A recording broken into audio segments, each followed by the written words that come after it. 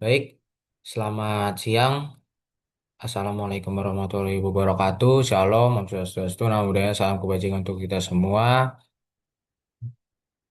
Baik, yang saya hormati Bapak Aditya Pradana sebagai dosen pengampu saya dan juga teman-teman mahasiswa yang menyaksikan video saya.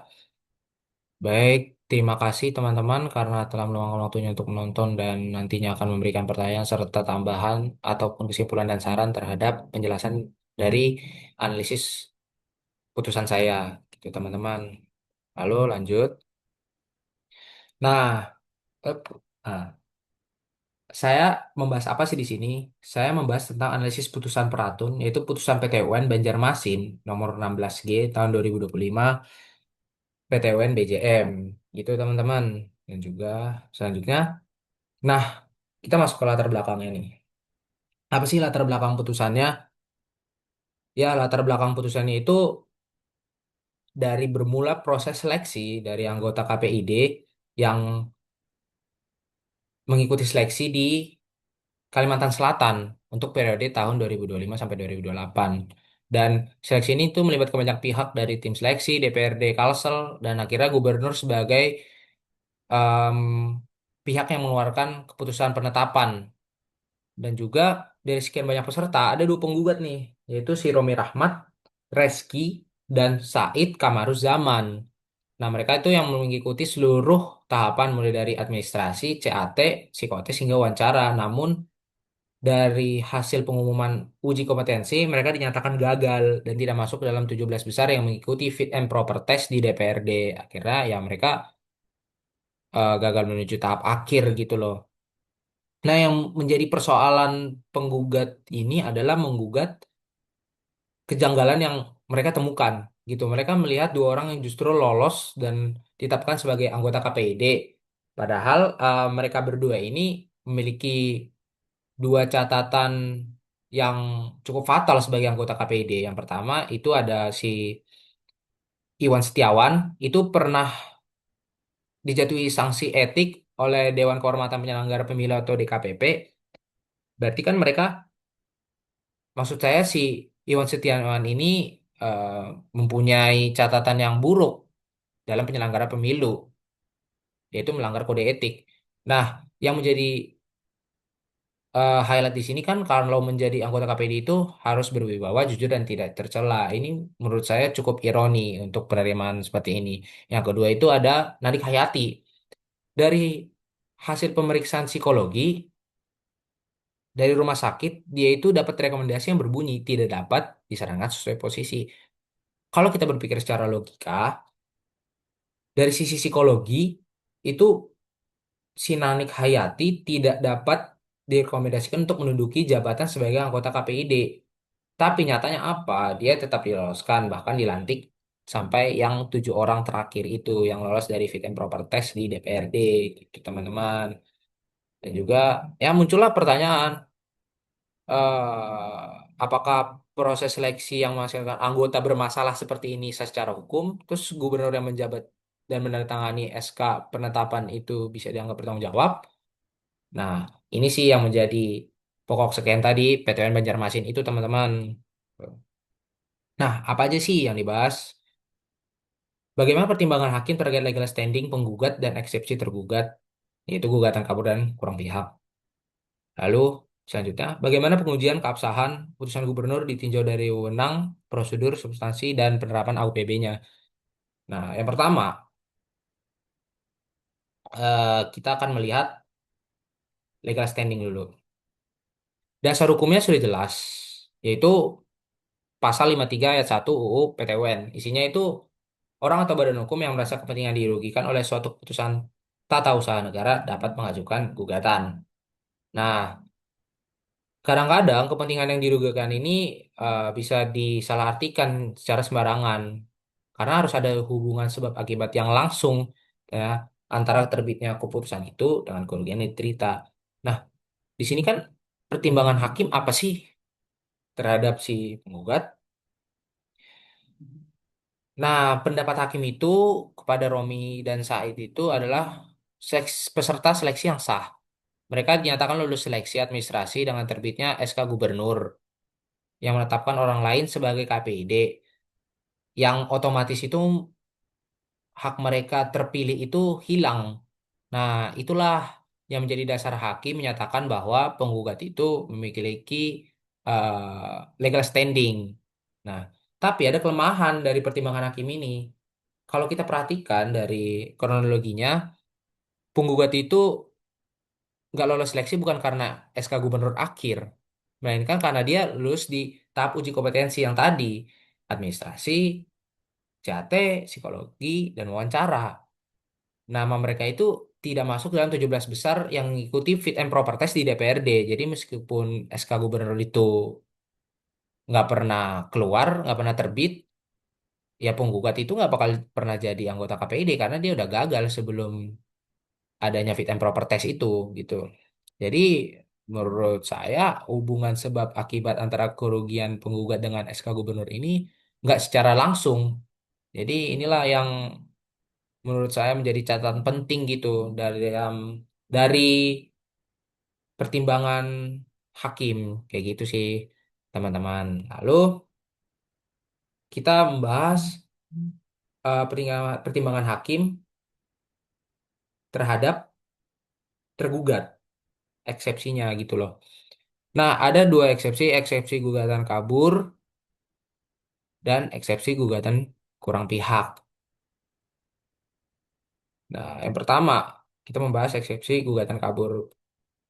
Dari tergugat ini atau pihak gubernur ini berargumen kalau gugatan ini nggak jelas. Menurut mereka itu penggugat si Romi dan Said ini bercerita tentang proses seleksi, tidak ada secara spesifik menyebutkan apa sih yang dilanggar oleh gubernur dalam menerbitkan SK itu. Nah, hakim menanggapi. Majelis hakim ini menolak eksepsi yang diberikan tergugat ini. Alasannya, penggugat sudah menguraikan secara runtut proses seleksi yang bermasalah, di mana masalah yang terjadi dan apa yang dipermasalahkan. Mereka juga menyebutkan terhadap pelanggaran UU Penyiaran dan keputusan KPI Pusat, serta mengaitkannya dengan AUPB. Selain itu, cerita atau runtutan dari gugatan dengan apa yang dituntut itu sudah selaras, itu sama-sama meminta pembatalan SK Gubernur karena adanya keberpihakan atau praduga keberpihakan si gubernur ini gitu. Kalau secara hukum yang tertulis atau formal itu dibenarkan, namun ada kelemahan dari penggugat ini sih, dia nggak mampu atau agak belum bisa membedakan kewenangan tim seleksi si DPRD dan gubernur ini. Kayak mereka meminta untuk membatalkan keputusan di akhir. Nah, argumen mereka ini agak rancu sebenarnya, meskipun secara teknisnya nggak sampai membuat gugatan ini jadi kabur, kayak gitu. Lalu yang kedua ada kurang pihak, eksepsi kurang pihak. Nah, tergugat ini berargumen, seharusnya tim seleksi dan DPRD ditarik dong dalam gugatan ini, karena logisnya eh, mereka juga yang merekrut dan menyeleksi sekian banyak orang dan menghasilkan 17 besar itu untuk mengikuti fit and proper test di DPRD dan memilih 7 orang itu untuk dilantik dan dipilih sebagai anggota KPID Kalsel. Jadi menurut saya akar masalahnya itu ada di tim seleksi dan DPRD bukan di gubernurnya gitu. Tapi hakim menolak eksepsi ini karena hakim berpegang pada ketentuan tertulis di pasal 1 angka 12 UU PTUN yang menyatakan kayak gugat tergugat itu adalah pejabat yang mengeluarkan putusan. Jadi yang digugat adalah SK Gubernur. Maka gubernur inilah salah satunya pihak yang tepat sebagai tergugat itu. Namun analisis saya itu terlalu sempit dan formalistik gitulah dari majelis hakim karena tidak dilibatkannya tim seleksi dan DPRD. Karena jadi proses pembuktiannya itu tidak utuh dan jadi tidak bisa menyentuh pihak-pihak yang mungkin paling bertanggung jawab atas kecacatan dari proses seleksi ini gitu teman-teman. Lalu, nah pengujian keabsahan objek sengketanya itu gimana? Nah, pokok perkaranya nih dari pengujian keabsahan SK Gubernur ini. Saya meng-highlight beberapa aspek. Yang pertama aspek kewenangan, prosedur, substansi, dan juga AUPB dengan dua asasnya yang saya garis bawahi sekali. Pertama, aspek kewenangan. Hakim menilai gubernur berwenang menetapkan anggota KPID berdasarkan UU Penyiaran pasal 10 ayat 3 nomor 32 tahun 2022. Jadi dari sisi yang siapa yang berhak menerbitkan itu sudah tepat gitu menurut saya. Dan aspek prosedurnya, hakim menilai seluruh prosedur formal terhadap seleksi dari CAT, psikotes, hingga wawancara dan uji publik itu telah dilalui, walaupun fit and proper testnya tidak dilalui oleh dua penggugat. Nah, sudah sesuai itu dengan keputusan KPI Pusat nomor 3 tahun 2024. Nah, dari aspek substansi, pengadilan tidak menguji secara dalam isu calon yang cacat etik dan gagal psikotes. Nah, masalahnya ini nih, hakim gagal menggali tentang isi atau materi dari keputusan itu. Jadi, pengadilan hanya melihat kayak prosedurnya sudah dijalani, tapi tidak ada pertanyaan kayak prosedur sudah dijelaskan dengan benar gak? Atau hasilnya adil gak terhadap peserta lain, kayak gitu.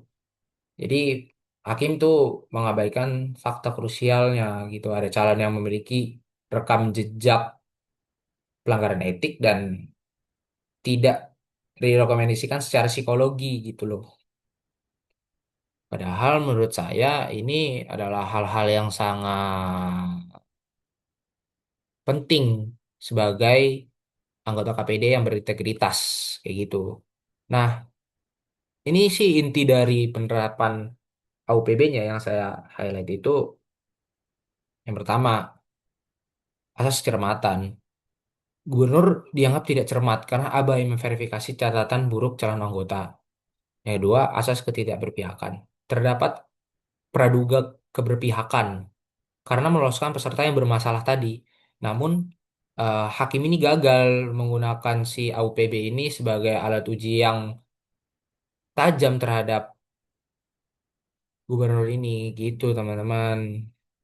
Dan faktanya, beliau tetap menandatangani SK dan hakim mengabaikannya. Dan hanya melihat bahwa gubernur sudah menerima berkas aja dari DPRD kayak gitu sih. Dan juga yang terakhir teman-teman ada kesimpulan.